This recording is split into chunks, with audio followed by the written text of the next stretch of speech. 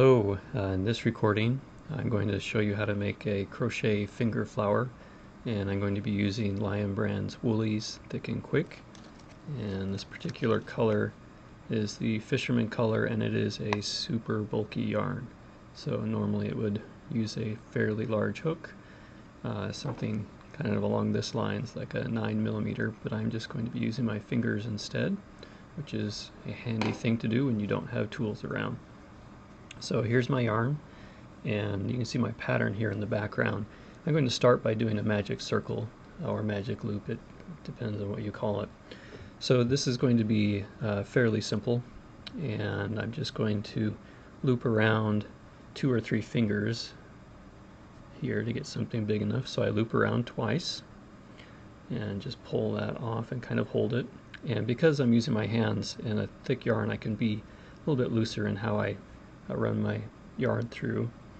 I'm just going to keep this open just enough so I can get in there with my finger, and I think pretty consistently I put my finger over the top of it to yarn over. We'll see how I do this. I might change. So here I have my first little loop brought up through the center, and I'm just going to pull just a slight loop up here that I can start with, because of course we need 2 to do a crochet, a single crochet. So I'm going to pull that just a little ways onto my finger, and then go back in and yarn over again and pull up. So now I have 2 loops, and here's our first finger single crochet. So when I do this, it helps to kind of push with one finger, slide these off, and that's going to make it easier to see that little bit of yarn in there, grab it, try to keep it together and pull it up, and there I have my first single crochet. So I'm going to do a total of 5 here into the center. So let's reach in again, yarn over and pull up, and then again push with this finger so I can see it in there and grab it and pull it up. So there's 2 and 3. It's right here, and then 4, and in there once more, and pull it through for 5. Okay, that brings us to this point on the magic circle where we have half of it done, and our tail here, if we hold the end and we start pulling, we're going to notice one of these 2 strands is going to tighten up first, so we need to watch for that. So as I do this here, I'm going to see that top one is moving first. That means I'm going to grab the top one and pull its back end all the way, and that's going to make this other loop that would have been last to tighten, it's going to make it the first to tighten that all the way. And then I can go back to my tail here and pull that all the way, and that's going to get my loop nice and tight in the middle, and that's going to leave a little bit of a string here which we'll keep to the end, kind of the stem or tail of the flower. And I'm going to close this circle by going around here, and I can see I have 1, 2, 3, 4, 5 loops there. I'm just going to be going into the back part of the loop and doing a slip stitch. So for that I'm going to put the yarn behind the loop, push it through so I can see it a little bit, grab it, and let this come through the loop that is still on my finger here. Now it's good to be careful to not let this last loop get too big as you're doing this process. So there's my slip stitch. Then I'm going to do a chain of 4. So 1. This is the most fun part of finger crochet, is the chains, because they just go through so easily. So there's 4, chained 4.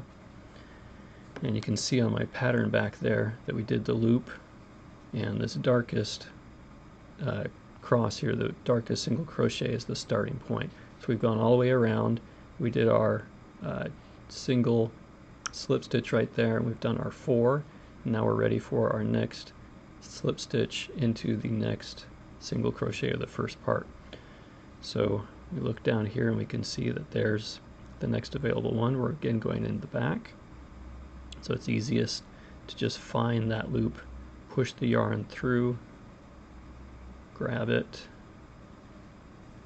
and pull through our last loop to make that part there. So what we've made here is the larger opening that we're going to put our petals onto our core here. So if you're doing this in two colors, we could, at this point, we could still be in the first color. There's 1, 2, 3, and 4. I'm gonna roll off my ball here a little bit. It's coming to get me. Okay, 1, 2, 3, 4. Grab our slip stitch again. 1, 2, 3, 4. Go to our next loop on that original magic circle row. Grab it with a slip stitch. Then we count 1, 2, 3, 4. And next slip stitch in our next single crochet of the previous row,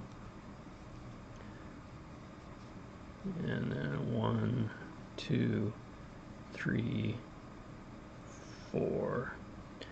And here, if I look, I have 4 big spaces, so my fingers are in the big spaces. So when I close, this next one is going to be closing the 5th petal base.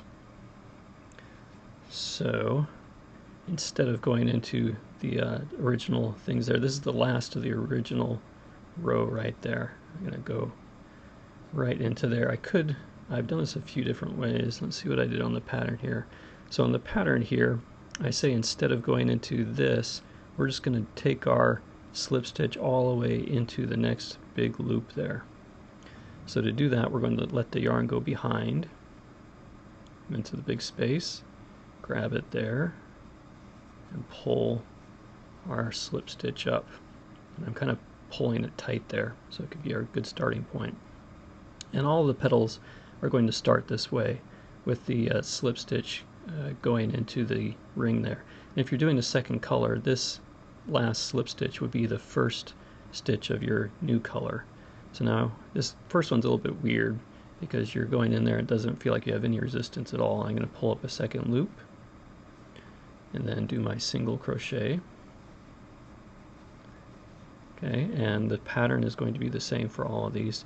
So after you do a slip stitch to get into the new petal space and a single crochet, you're going to do a chain, a single chain, and then you're going to yarn over and then dive into that hole there and grab the yarn. So we're going to do our first double crochet, and we're doing just 2 loops at a time for double crochet. Do that twice. So there's 1, and then we push and grab our yarn and pull it through for the second one. So there's 2. So that's a double crochet, and then we do our single chain again for a space. Now we're doing a treble crochet, so we're going to yarn over our finger twice, and then we're going to dive into that space and grab that yarn, and we're ready for our treble crochet. So we have 4 loops on our finger. Pull through the first 2, pull through the second 2, and pull through the third 2 to complete our treble crochet. And here I'm just going to pull this because this is our tallest stitch on the petal. It's the middle one.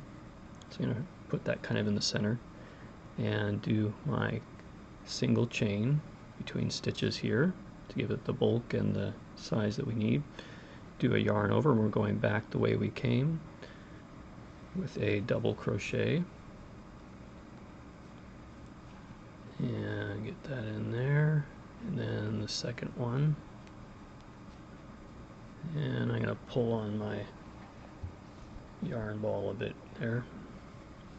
Okay, so I've completed that next double crochet, and here I'm going to do my single chain, and then we're going to dive into the space, grab our yarn, and do our single crochet here, and then we're going to end our last stitch in that petal hole is going to be just diving in, grabbing the yarn, and doing a tight slip stitch. So there we've completed one petal. It may not look like much at this point.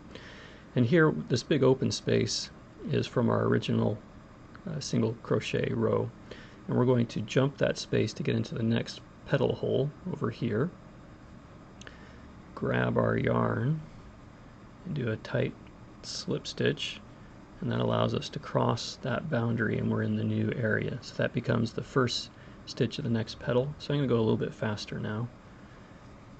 So here's our first single crochet, and then our chain, our yarn over, and grab it for our first double crochet, yarn or chain, and then yarn over twice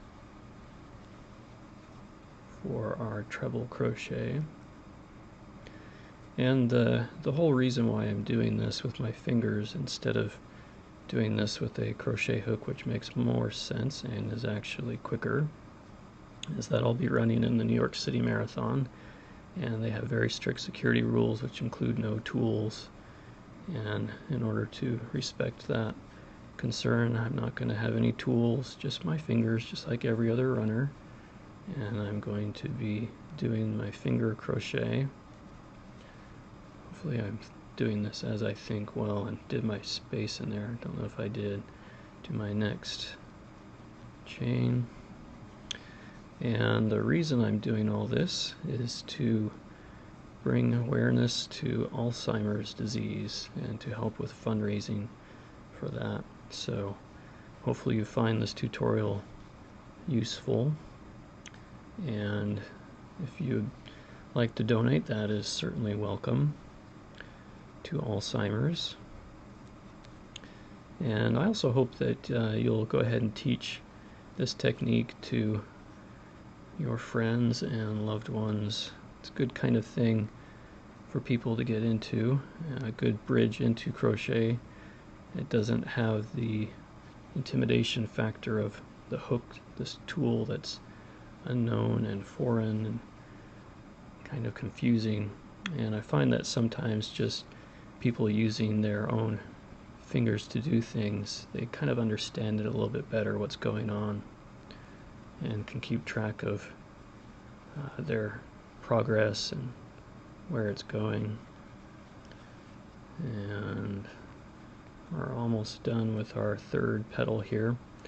So doing this by finger is slower than a hook, and it would be really nice if I could do one of these for every mile I run in the marathon. So 26.2 miles.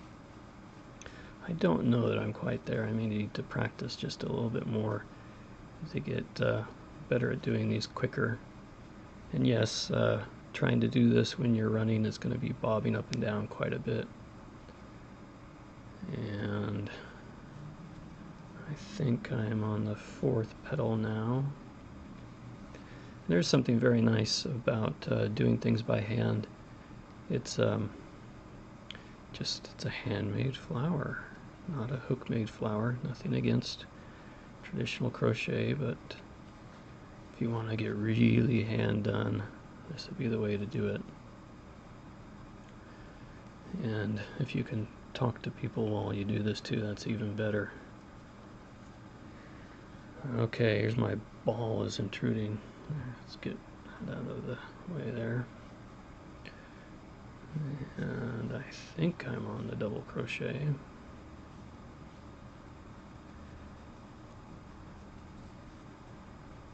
And if I get this wrong, it'll be a little lopsided, but that's good.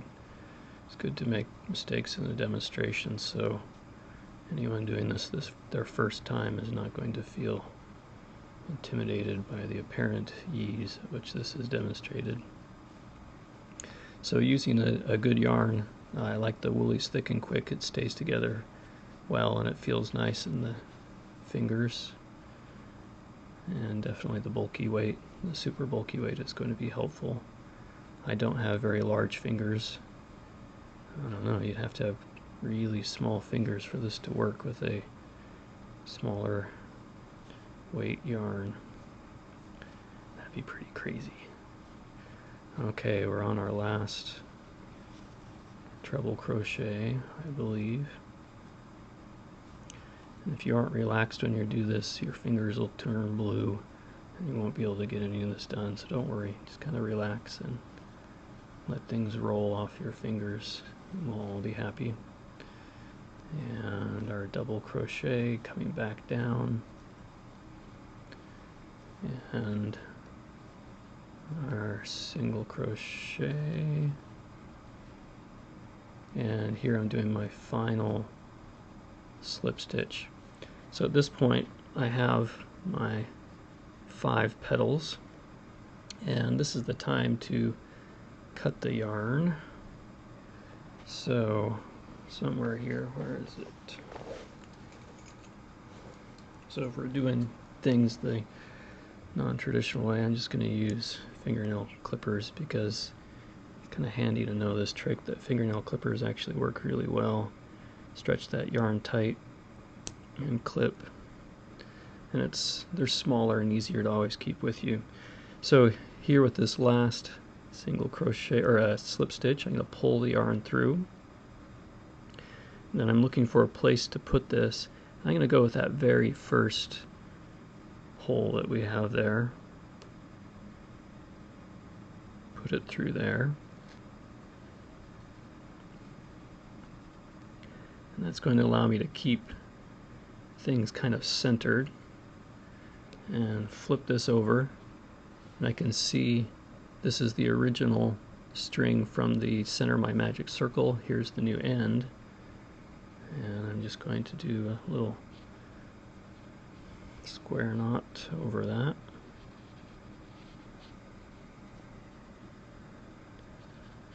And that's going to give me my tail. So this is the back side we're looking at here. You can even out your stitches a little bit. I think I did that right. I might have missed somewhere. So it does make a nice open center, and it's a little bit more closed at the beginning and end, and at that point you can either hang it or tie it through a hat or a scarf. And you can see my smaller ones here, working with smaller yarn. Those are pretty handy, these smaller sizes. This one, I don't remember the size of hook I used. This one is Lion Brand's Bonbons, the cotton bonbons, and using a 2.75 millimeter hook. I like the small tight size. So this is probably the prettiest little size, and you can see that the pattern is pretty well defined there. Nice and clean when you do it with a hook. Keep things tight. And this larger size, it's fun to make. It's the only practical size to make with your fingers because you need a larger yarn. And that's what I'll be doing during my marathon race, and I hope you have some fun doing these as well. So if you want more information about what I'm doing, my website, donotstaple.com or knittingrunner.com. Thanks for watching.